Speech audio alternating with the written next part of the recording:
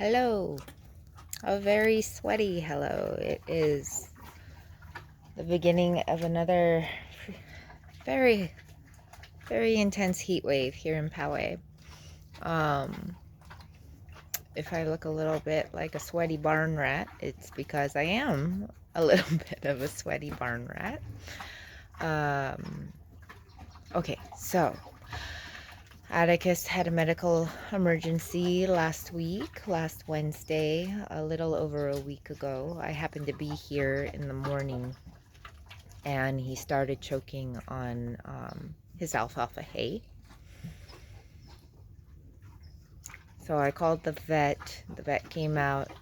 As is the case very often with horses, Atticus cleared the choke on his own literally 5 minutes before the vet got here. But here, he's cuter than I am, so let me change that. He's just eating his mash right now. So where was I?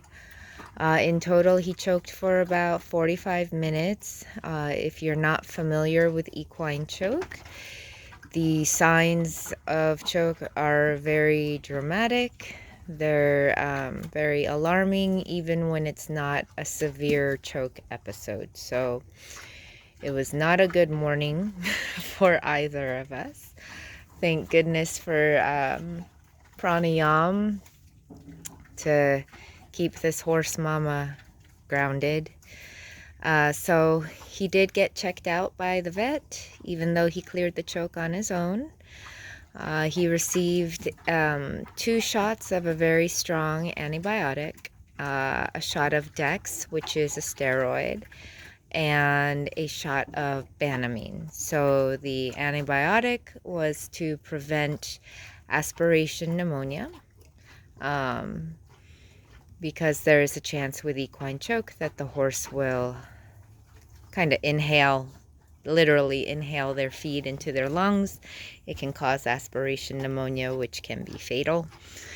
And the Banamine, it's like an anti-inflammatory painkiller for any soreness or inflammation in the esophagus from the obstruction. So no more alfalfa hay, and switching him, just making little changes to his feed. Switching him to a complete senior feed, which is pretty much the same as the senior feed I'd been giving him.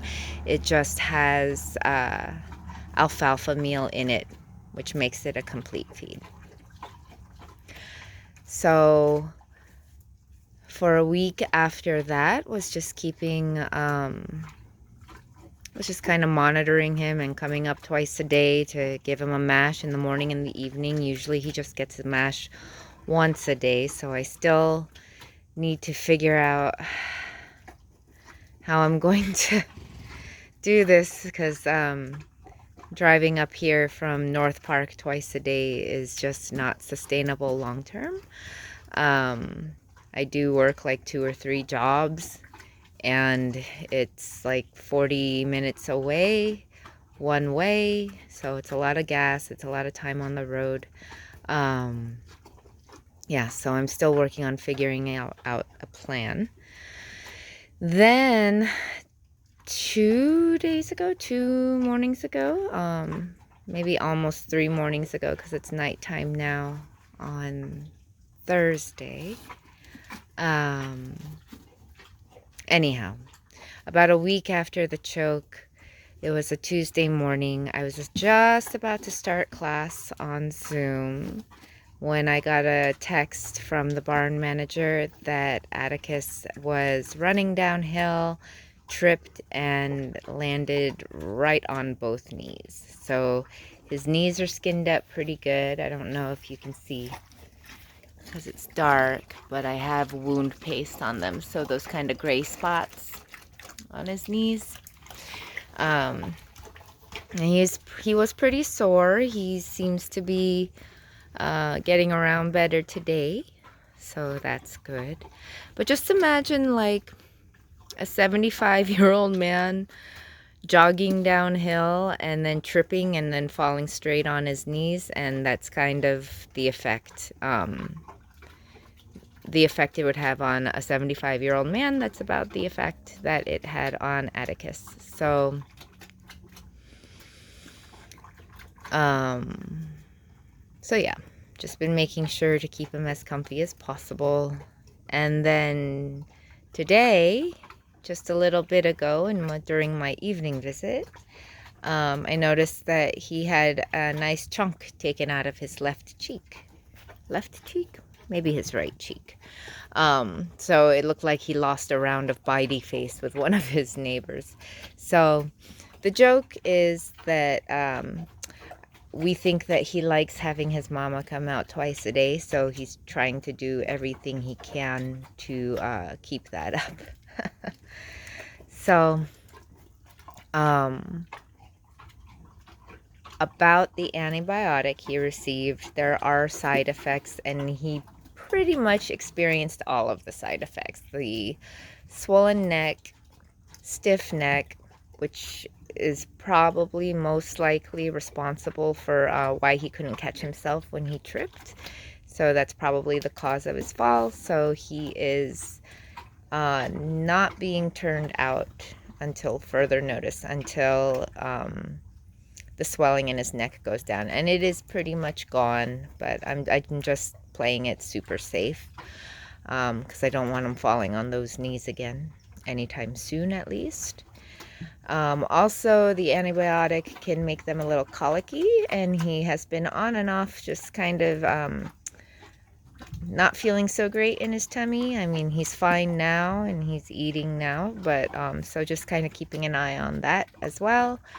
And then another side effect is ataxia. And as you know, Atticus is neuro and already has ataxia in his hind end. So these are all things that I really wish I had been informed of prior to him being administered the antibiotic, and maybe I would have made a different decision. But live and learn. If we go through something like this again with choke, I will be equipped with better knowledge about this particular antibiotic and what my other options would be. So if I have seemed distracted or not as present or a little cranky or just kind of, or crankier than usual, or just kind of distracted and sleepy, and this is why, because I still have my full teaching schedule, which I am stoked and grateful for.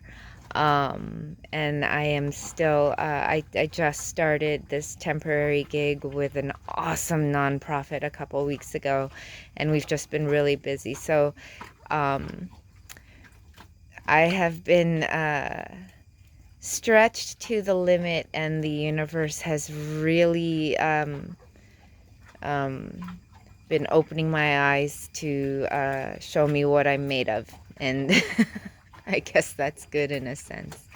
But anyhow, so this is a bit of a long-winded update with how Atticus is doing. He's still not quite 100%, but he is getting there. All right. Until next time, have a good night.